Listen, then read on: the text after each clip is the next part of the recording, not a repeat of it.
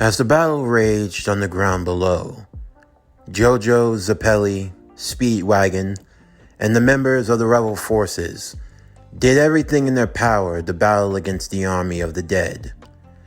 For JoJo and Zeppeli in particular, they were looking to cause as much damage to the enemy forces as they could. They knew that ultimately, the only way for this battle to end was to deal with Wotan, who secured himself all the way at the top of Big Ben. But of course, they knew that once they made the ascent for the Master of Darkness, they'd be leaving these men to battle for their lives.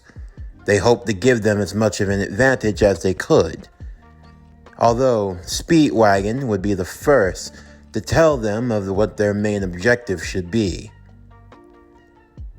"We can take care of things from here, JoJo, Mr. Zeppeli. You need to make your way up top. That scoundrel Wotan will likely be waiting for you, and who knows what type of traps he's likely to spring.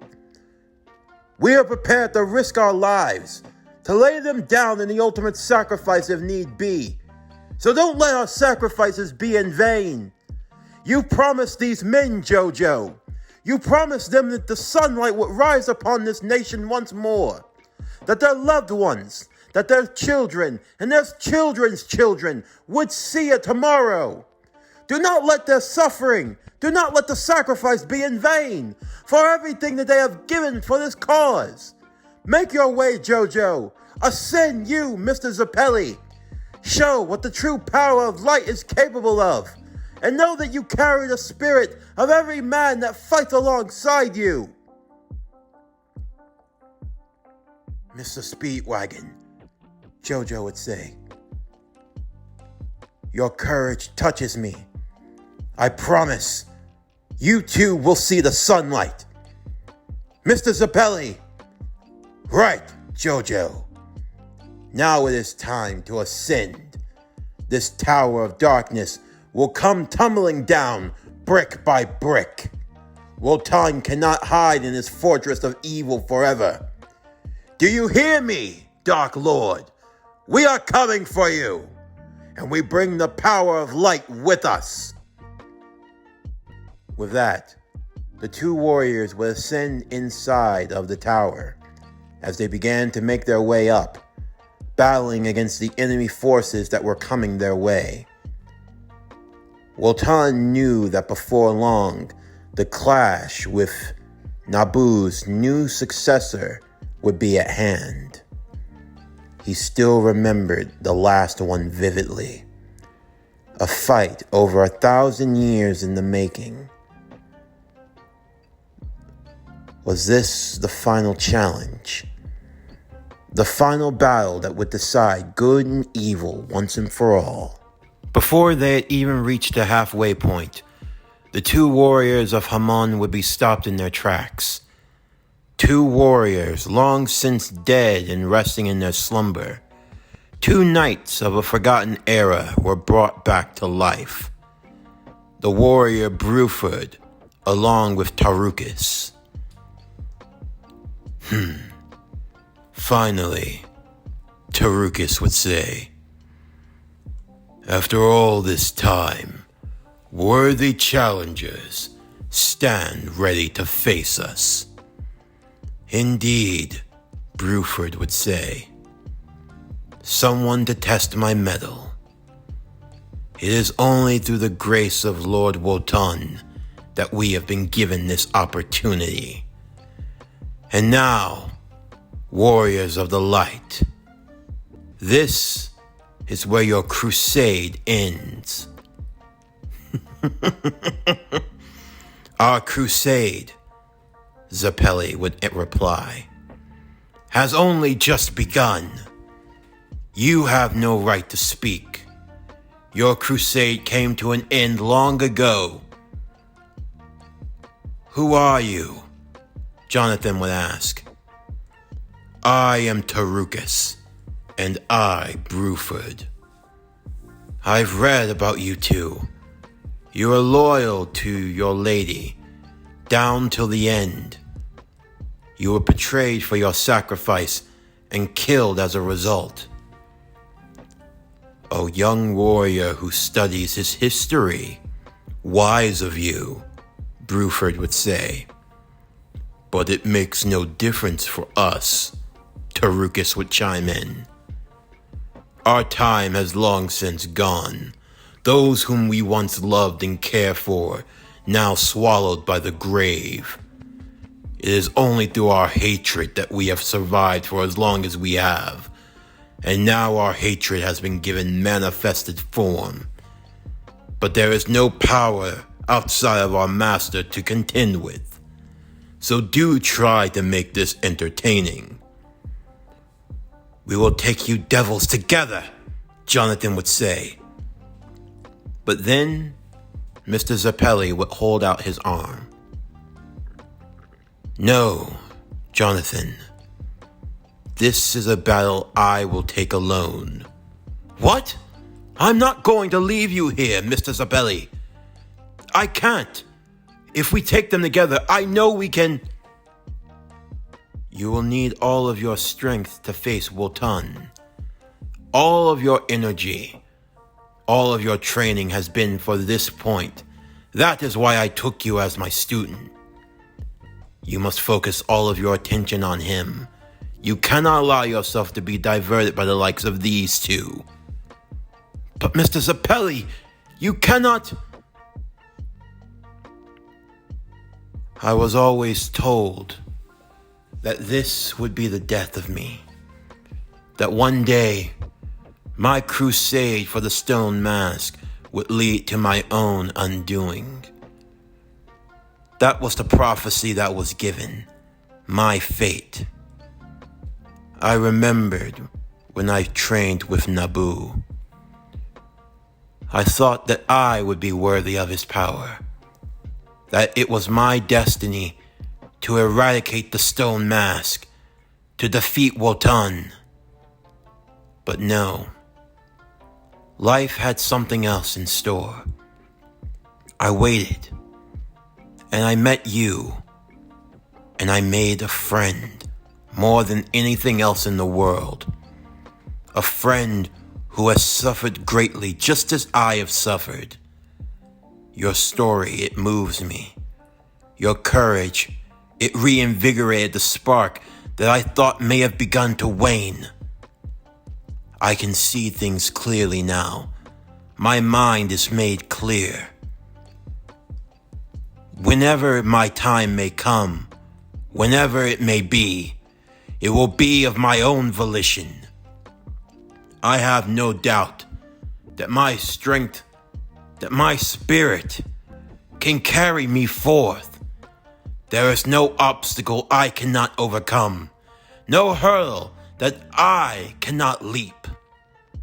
To the likes of these scoundrels, it is nothing at all. Nothing.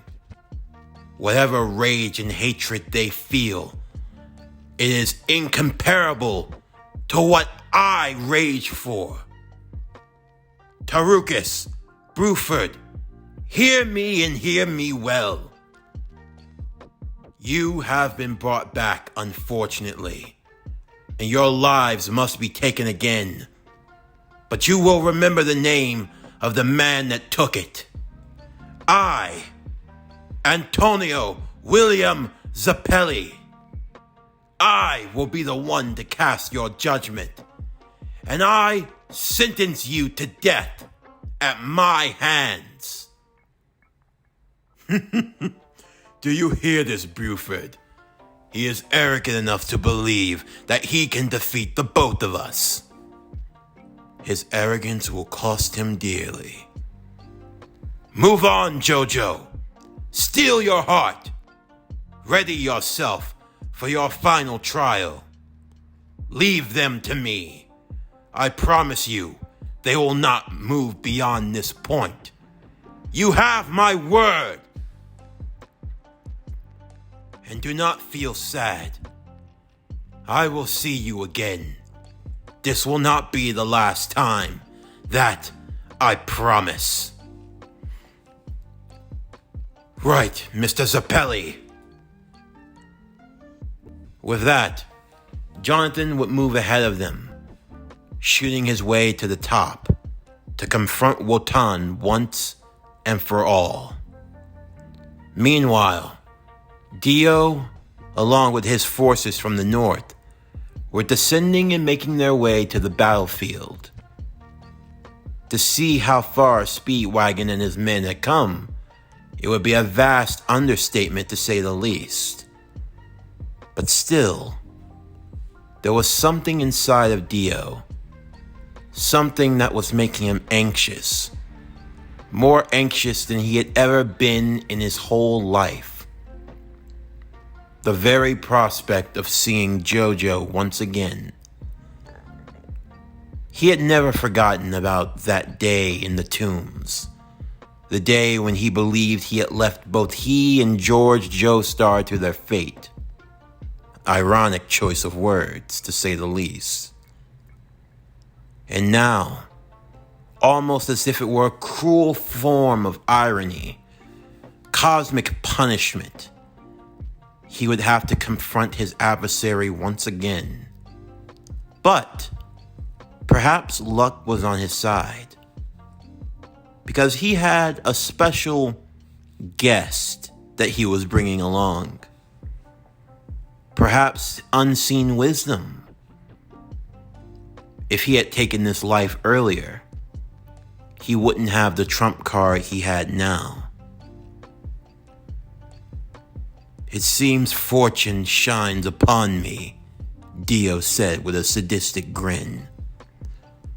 A chance to take it all, to take everything. But we must be careful and tread lightly, men. What shall we do, Lord Dio? It is simple enough. You will take out Wotan's men.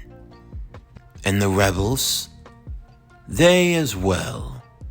Consider all of them our enemies. You plan to betray Master Wotan? Do you plan to stop me? No, sir. You are the one who created us specifically. Our loyalty, our lives are to you.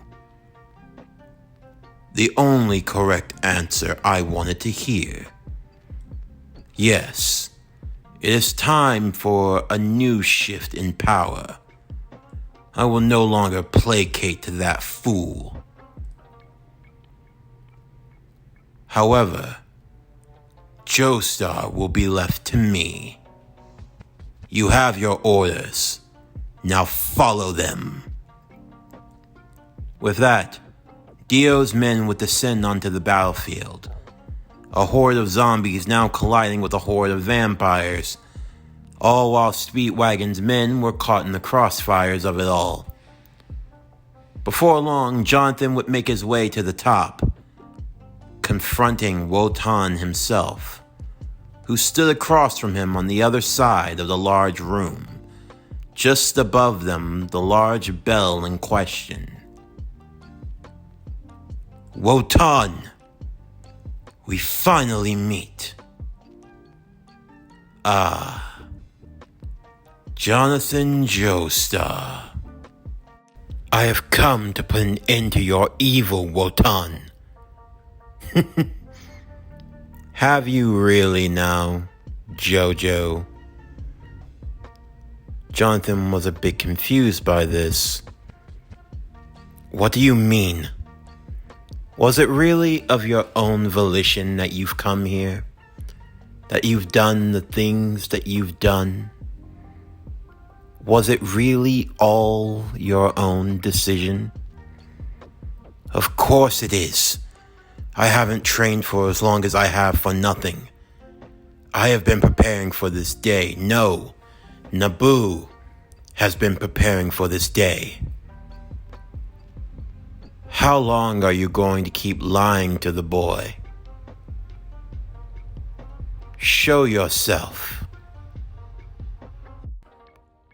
Suddenly, Jonathan felt like he had lost control of himself. Like he wasn't in command of his own body, as if someone else had taken his place. He felt this presence wash over him, as if all autonomy had been stripped away. The eyes of the helmet of fate began to glow, even brighter than normal. A different voice speaking out. This is the end, Wotan. Just as I figured. So, how long were you planning to wait before making your grand entrance? Naboo. What's going on? What is the meaning of this? It will make sense in time, Jonathan Joestar. But for now, I must fulfill my mission. Mission? What mission? Can you hear me, Jonathan? Wotan would say. Let me ask you.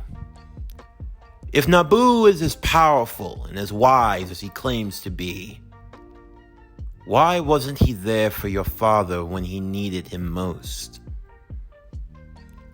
What? You were told that Naboo could only save you, right? That there'd be no other way. But seeing his power for himself, you of all people should know that doesn't really make a lot of sense now, does it?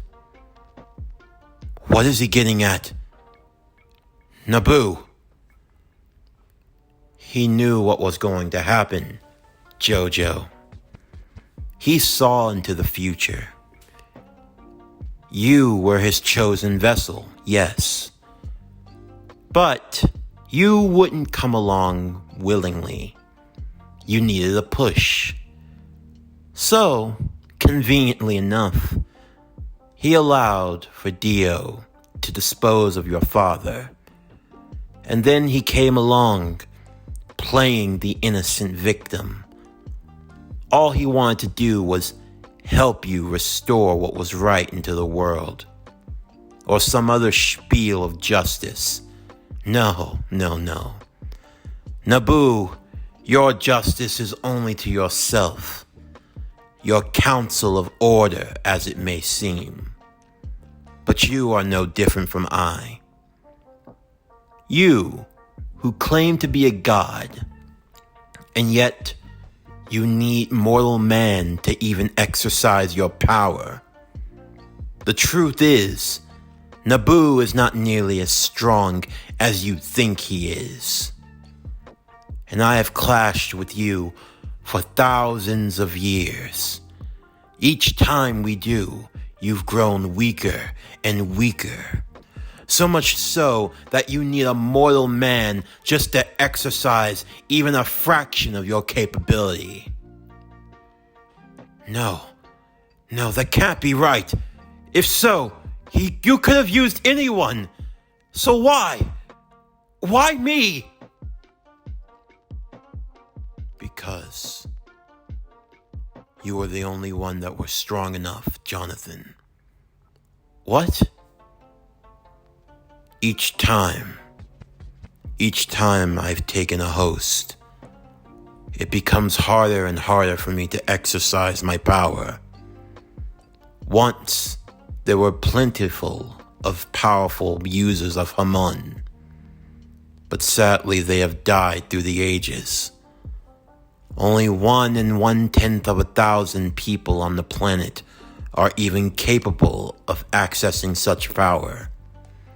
And even then, it is only to varying degrees. But I sensed something in you, something that not even Mr. Zappelli could have. Potential. Your family, as distant as it might be, are descendants of Hamon users. Your bloodline, Hamon flows through it powerfully. But what about Mr. Zappelli? He does not. He was simply one of the rare few capable, but he was not strong enough. Just as not every fruit can be ripe and perfect for picking, not every candidate can be worthy of my power. If I were to have used Mr. Zeppeli, while it would be great, it would not be nearly enough. That is why I sent him to Greece, to wait, because I knew that he would be best suited to help train you, to draw out your potential, to allow me to use it to its fullest extent to defeat Wotan. And Mr. Zeppeli, oh no. You left him to die, didn't you? Naboo! Answer me! Naboo said nothing. He stayed focused on Wotan as he prepared his own power. This will be the final clash, old friend. Do give it everything you've got. This is the end of you, Wotan. No! Stop this! Naboo! Mr. Zeppeli, Naboo would concentrate all of the Haman that he could muster within Jonathan's body. Every muscle twitching, being energized with Haman. For Jonathan, the pain reverberated through his own psyche. It felt like each part of him, each atom within himself, was energized with Haman. Except now it was starting to become overbearing. He didn't just feel the power of the sun, he felt like he was the sun. It felt excruciating, like fire had been encased inside of his bones. From his head to his toes, it felt as though he were going to burst, incinerate to death. Wotan readied himself as Naboo, channeling as much of his power as he could, with fire straight through Wotan. From the down below, the fighters watched as the top of Big Ben was set ablaze. My God, Speedwagon would say. They're damn near gonna burn the whole thing down. But was it worth it? Were they able to get the job done? Far down below, Mr. Zeppeli, with only one arm to his name, battled against Bruford and Tarukas. It was a sacrifice, a gamble, but it was worth it. As he picked up his lost limb, he charged directly towards Bruford, jamming the arm directly into his chest before injecting the lost limb with as much Haman as he could muster, using it to cave inside of Bruford, to expel the darkness within his heart, and to give him closure.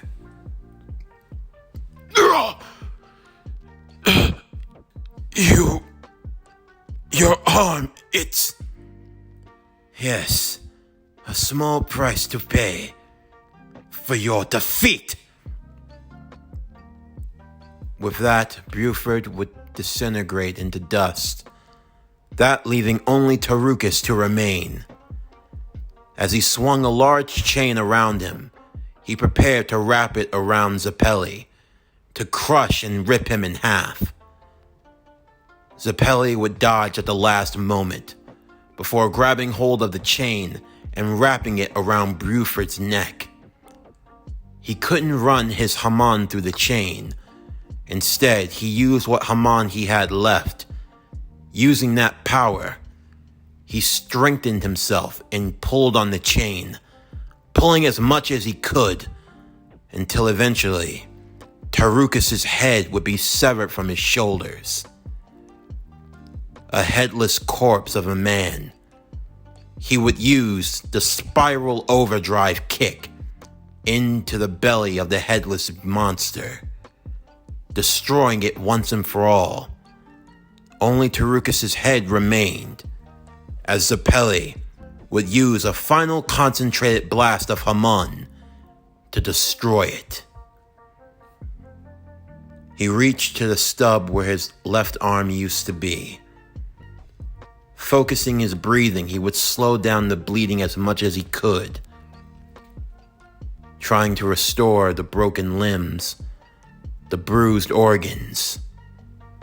He had suffered massive damage, but he was the victor.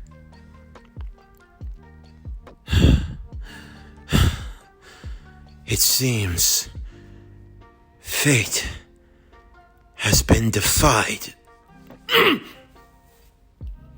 From behind, he felt a cold grip of a hand wrap around his neck.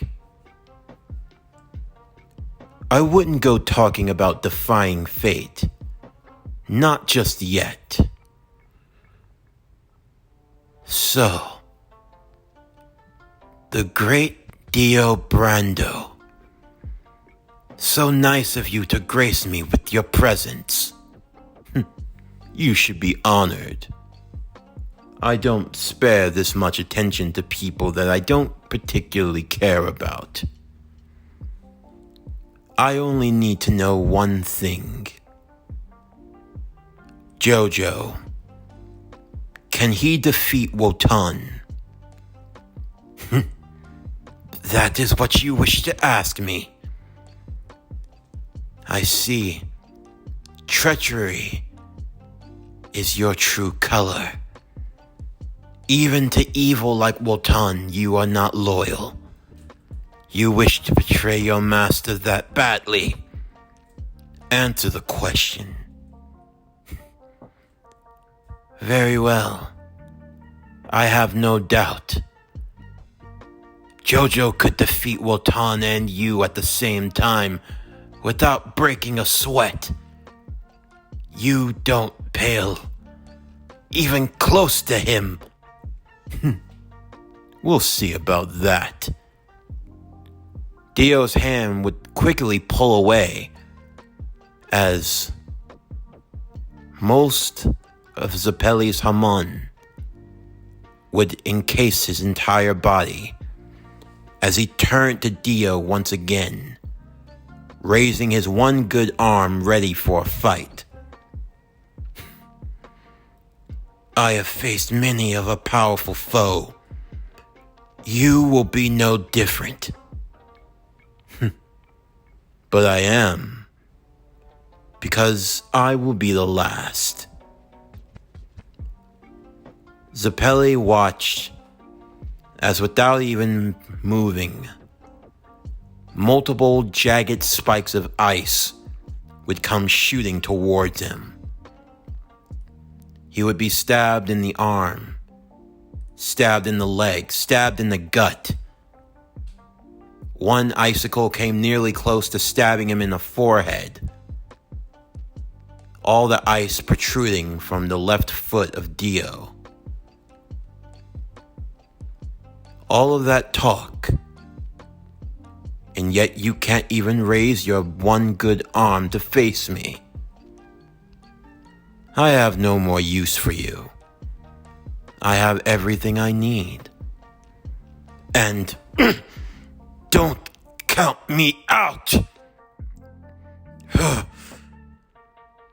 Frost turquoise blue. Overdrive! Zeppeli would channel as much of the Haman as he could through the ice, managing to strike at Dio and stunning him just long enough as he broke free. He would charge directly towards him. While he was in his stunned state, he'd hoped that he could get one good shot in. All I have to do is strike him in the heart, and I can take him down! This is the end of you, devil! Dio would catch him, catching his one good arm and freezing it over before breaking it. With nothing left but his legs, both of which were beyond of use, Dio would elongate his nails, turning them into razor-sharp talons, as he would bury his fist in Zappelli's gut.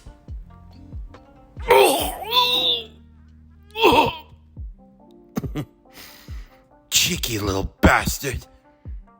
You actually managed to get one on me. That power of yours is rather annoying, and if that's what you've taught JoJo, then I guess I'll have to be careful now, won't I? But thank you for your cooperation. In the meantime, at the top of the tower that had now been set ablaze, the final clash between Naboo and Wotan had commenced. As the smoke would clear, where Wotan once stood, he was no longer there. The great sorcerer of darkness had been defeated.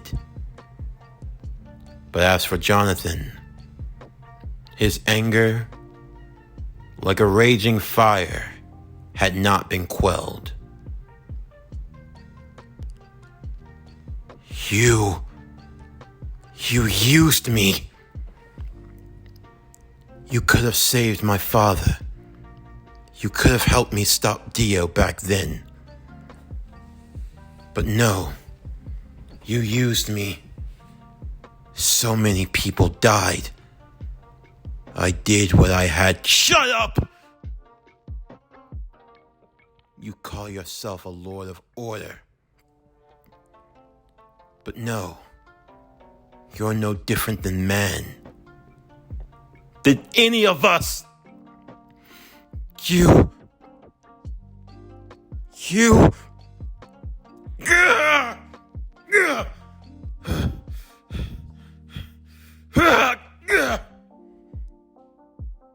Jonathan removed the helmet as he threw it to the ground in anger and protest.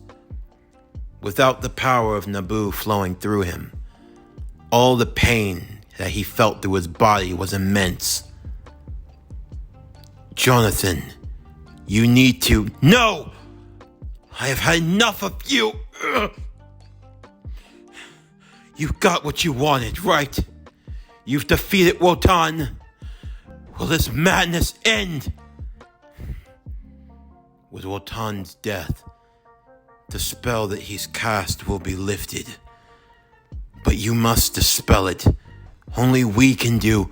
We're not doing anything! Unless you can bring my father back to life. Can you do that?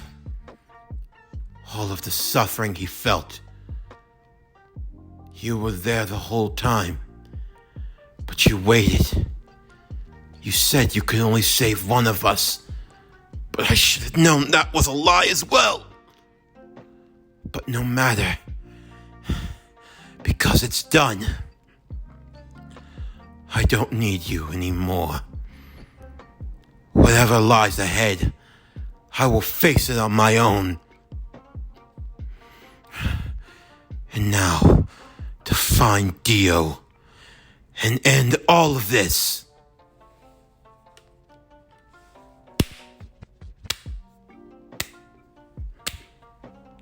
Oh, Jonathan. You don't have to look far. Dio! You look like you've had an awful time of it, brother. But may I congratulate you on your victory. You have defeated the Great Wotan. I do believe that is worthy of praise. You bastard! I can see that look in your eyes, JoJo. That hate. That vitriol. It's nice to see that you've dropped the good boy facade and shut the hell up! I can kill you without even trying. All I've ever done is think about every way I could dispose of you. The only pity is that I only get to do it once. Is that so? Trust and believe. I feel the exact same way. But before you make any rash move, a gift. Irina! What? You thought I killed her? Oh, when I first came back, I had every intention to do so. I killed her parents, her friends. You thought that would be enough, but no. She still kept crying out for her sweet JoJo, that her precious knight in shining armor would come to save her. Irina, you, Dio, you. What? Where's all that bravado? Just a moment ago, you were talking a big game about how you were gonna kill me, the multiple ways you thought about it, limb from limb, right? Where's all that ferocity? Where's all that anger? Don't tell me it was just a showy display like it always is. No. I kept her alive because I wanted to break her. And then I'd devour her. Only after she gave up on you, after she renounced you, everything you stood for, then I'd take my sweet, sweet time reveling in her misery. But this is even better. What do you want, Dio? What do you want from me? What do I want? If after all this time you still can't figure that out, then you truly are a fool. What do you want, Dio?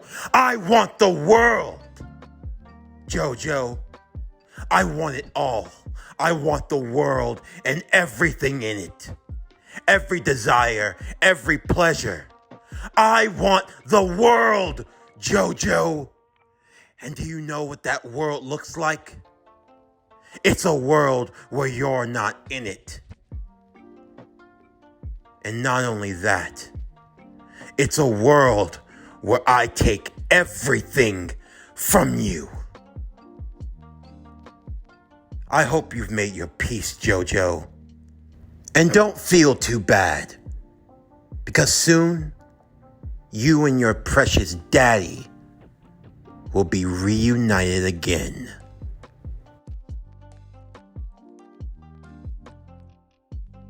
This concludes JoJo's Bizarre Adventure, The Star of Fate. Whether Jonathan Joestar was Dr. Fate. Season 1, Part 5. As always, if you enjoyed today's video and everything else that we have to offer, then please don't forget to like, comment, subscribe, share, and hit that bell for post notifications so you can stay up to date on everything that is PowerCore Productions and Podcastings that's to come out now and in the future.